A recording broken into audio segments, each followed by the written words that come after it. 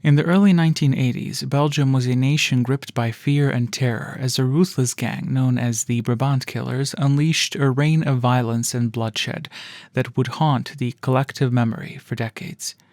This gang of armed robbers struck with chilling precision, targeting supermarkets and wreaking havoc on unsuspecting shoppers.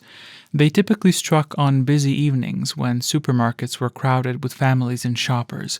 Armed with firearms, they displayed a complete disregard for human life. Innocent shoppers and employees were ruthlessly gunned down, and the gang seemed to take perverse pleasure in the chaos they sowed. The gang's first known attack occurred on March 13, 1982, at a supermarket in the town of Dinant.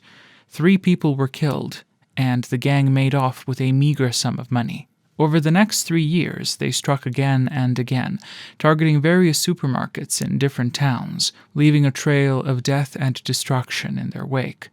Perhaps the most infamous incident associated with the Brabant Killers was the attack on the supermarket in Aalst in 1985.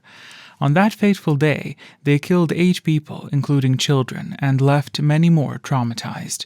The brutality and senselessness of their actions shocked the nation and the world. The gang operated with military precision, leaving little evidence behind at the crime scenes.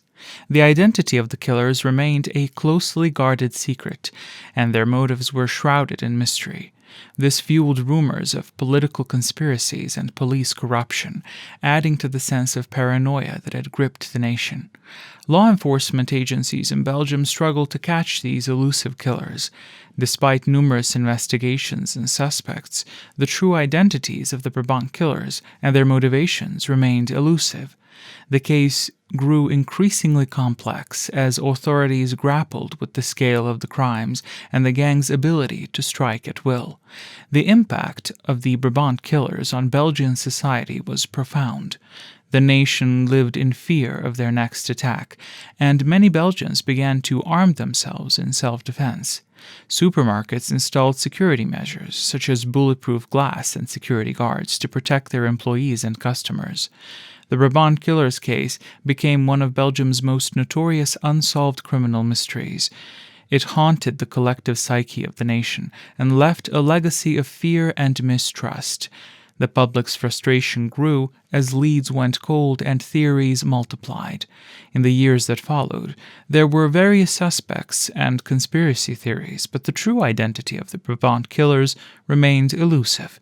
Some believed that the gang had connections to far-right extremist groups, while others speculated about a possible cover-up by law enforcement or intelligence agencies.